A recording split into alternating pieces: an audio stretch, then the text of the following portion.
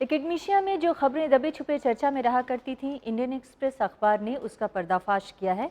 इस अखबार की एक रिपोर्ट के मुताबिक देश में दर्जनों ऐसी संस्थाएं चल रही हैं जो एकेडमिक जर्नल्स के नाम पर लिखे जाने वाले आर्टिकल्स की खरीद फरोख्त कर रही हैं और इंडियन एक्सप्रेस अखबार ने उसको प्रीडेटरी पब्लिशर्स यानी लुटेरे प्रकाशक की संज्ञा दी है। और इसके तहत जो अखबार में रिपोर्ट छपी है उसमें बड़ी बड़ी कंपनियां हैं जो बड़ी बड़ी संस्थाओं के टीचर्स, उनके वाइस चांसलर्स, उनके डायरेक्टर्स की सेवाएं ले रही हैं या उनका नाम किसी न किसी रूप में इस्तेमाल कर रही हैं। ये एक ऐसा खुलासा है जो हम कह सकते हैं कि देश में उच्च शिक्षा की गुणवत्ता पर एक नेगेटिव प्रभाव डालने वाला है और गुणवत्ता जो अक्सर सवालों के घेरे में रही है वो इस खबर के आने के बाद से और ज़्यादा दागदार और धब्बेदार दिख रही है।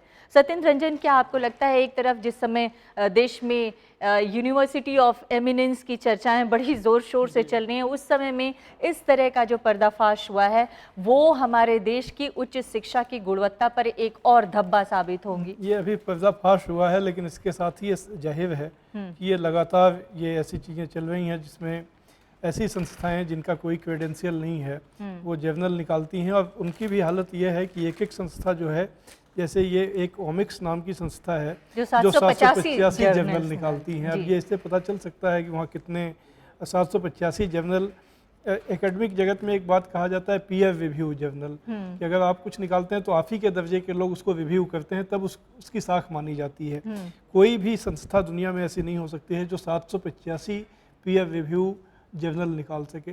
तो ये जितनी बड़े संख्या में निकाली जाती हैं और फिर इसके साथ यह भी बताया गया है कि उसमें आपको अगर अपनी चीज़ छपवानी है तो कितना पैसा देना पड़ेगा। $1800 $80 से लेके या $40 से लेके $1800 खर्च कीजिए, आपका आर्टिकल इसमें छप जाएगा। भले ही आप उसे लिखे हो या ना लिखे हो, आपका आर्टिकल इसमें छप जाएगा। हम आपको बता दें कि दरअसल इस आर्टिकल के छपवाने का मकसद क्या होता है। इस आर्टिकल के छपवाने से किसी बड़े नामी गिरामी जर्नल में जब अगर किसी टीचर का आर्टिकल छपता है तो वो उसके प्रमोशन में एक बड़ा रोल प्ले करता है और उसकी गुणवत्ता, उसकी शिक्षा और उसके ओवरऑल उसके कह सकते हैं कि उसके प्रमोशन में उसका बहुत बड़ा रोल होता है। माना यह जाता है कि अगर आप शिक्षक हैं आप तो आपकी पढ़ाई लिखाई का क्रम लगातार जारी है जी। और इसलिए आप कुछ पढ़ते हैं, कुछ शोध करते हैं, फिर उसको लिखते हैं और वो एक पीयर रिव्यूड जर्नल में छपता है, तो इससे आपकी प्रतिष्ठा बनती है और आपका करियर ग्रोथ होता है। यूजीसी ने कुछ दिनों पहले ये एक रूल भी निकाला था कि जिस शिक्षक की जितना जर्नल में आर्टिकल्स छपेंगे उस हिसाब से उसका प्रमोशन और उसका क्राइटेरिया तय होगा कि वो किस स्तर का शिक्षक हो सकता है। शायद इस वजह से ये धंधा और ज़्यादा जोर शोर से पनपा। और ये जो जिस ओमिक्स नाम की संस्था की आप चर्चा कर रहे थे, इस पर यूएस की एक कंपनी ने केस कर रखा है, लीगल केस हो रखा है और उसके मुताबिक तो उसकी जो आमदनी सिर्फ 1-1.5 साल के अंदर कुछ $5 करोड़ के आसपास बताई गई है। अगर ये संस्थाएं इतनी ज़्यादा मात्रा में कमाई कर रही हैं जिसमें वो तमाम लोगों को किसी तरीके से शामिल करें, हालांकि जो लोगों को शामिल किया जैसे जेएनयू के वाइस चांसलर का नाम है, बीएचयू के वाइस चांसलर का नाम है, आईआईटी डायरेक्टर्स का नाम है, एम्स के तमाम ऐसे डॉक्टर्स हैं जिनका नाम उसमें शामिल किया गया है, जो ये उसका किसी न किसी तरह से उसके एडिटोरियल टीम का हिस्सा बताए गए हैं या फिर ये बताया गया है कि उन्होंने किसी न किसी रूप में उनकी सेवाएं ली या दी हैं। हालांकि उन तमाम लोगों ने इस खबर को डिनाई किया है, लेकिन बावजूद इसके सवाल उठता है कि उनका नाम इस तरह की फर्जी कंपनियों में शामिल कैसे हुआ, कैसे उनका नाम इस तरह की फर्जी कंपनियों में आया। डिनायल तब माना जाएगा कि अब तो सामने आ गया है, उन्हें उनके ऊपर केस करना चाहिए कि उनका नाम जब वो को-ऑथर नहीं थे तो उनका नाम क्यों इस्तेमाल हुआ जी। अब ये चीज़ यह बताती है कि हमारे यहाँ कैसे शिक्षक हैं जो कि अपने प्रमोशन लेने के लिए फर्जी जर्नल्स में पैसे दे के अपने लेख छपवाते हैं।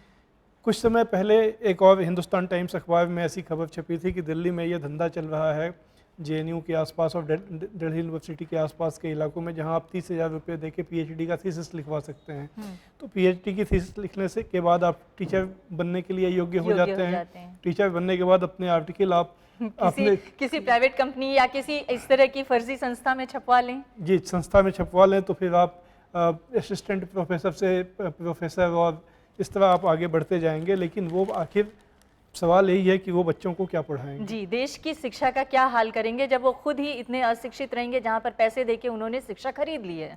जी शिक्षा खरीद ली है। और इसलिए जब कभी दुनिया में यूनिवर्सिटीज़ की रैंकिंग आती है तो उसमें हमारी यूनिवर्सिटीज़ का नाम नहीं आता है। जी जी, जिसका सपना देखा जाता है कि हम दुनिया के 100 प्रमुख यूनिवर्सिटीज़ में कहीं हमारा नाम हो, तो वहाँ पर हमारा नाम नहीं आता, और तब काफ़ी इसको ज़ोर शोर से उठाया जाता है इस मुद्दे को। लेकिन ये सोचने वाली बात है। प्रधानमंत्री जी ने इसका लक्ष्य रखा है कि हमारी बहुत विश्वविद्यालय आए, तो ये उनका टेस्ट केस है। वो ये जो फर्जीवाड़ा चल रहा है, पे पब्लिश एंड प्रॉफिट, पैसा दीजिए, विकासित कराइए और मुनाफा कमाइए, इस धंधे को रोकने के लिए वो क्या कदम उठाते हैं। जी, निश्चित तौर पर अगर इस तरह के खुलासे हो रहे हैं, हालांकि इस अखबार का दावा है कि इसकी अगली कड़ी वो और भी छापने वाले हैं। इस खुलासे को सिर्फ इंडियन एक्सप्रेस नहीं, दुनिया के 60 पत्रकारों ने मिलकर दुनिया भर में जो इस तरह की फर्जी एजेंसियां चल रही हैं शिक्षा के नाम पर और जर्नल्स छापने के नाम पर, उसका खुलासा कर रही हैं। उसमें से इंडियन एक्सप्रेस अखबार ने भी इसका बीड़ा उठाया है। उम्मीद की जा सकती है कि अगर इस तरह की चीज़ें सामने आती हैं और शिक्षा के क्षेत्र में इस तरह के फर्जीवाड़े और घोटाले की खबरें सामने आ रही हैं, तो सरकार इसे गंभीरता से लेगी और ऐसा करने वाले लोगों के खिलाफ सख्ती से कार्रवाई करेगी। हम आपको बता दें, ये जो पब्लिशर्स चल रहे हैं, ये पब्लिकेशंस जो चल रहे हैं, ये कहीं हैदराबाद की किसी बहुत बड़े एजेंसी के रूप में भी चल रहे हैं और बरेली के एक कमरे के एक लैपटॉप के रूप में भी, एक लैपटॉप से चलने वाली एजेंसी के रूप में भी चल रहे हैं। तो सवाल ये है कि इतनी बड़े पैमाने पर छोटे से छोटे और बड़े से बड़े कंपनी के रूप में अगर ये संस्थान चल रहे हैं और सरकार की नाक के नीचे चल रहे हैं, तो क्यों नहीं सरकारें इसके खिलाफ कोई एक्शन लेती हैं। अगर शिक्षा की व्यवस्था को दुरुस्त करना है और उसकी गुणवत्ता को बढ़ाना है और अंतर्राष्ट्रीय स्तर पर अपने नाम को स्थापित करना है, तो कम से कम सरकारों को आगे आकर कोई ना कोई कार्रवाई करते हुए दिखना पड़ेगा, ताकि इस तरह के फर्जीवाड़े को रोका जा सके। बहुत बहुत धन्यवाद आपका सत्येंद्र रंजन, नमस्कार।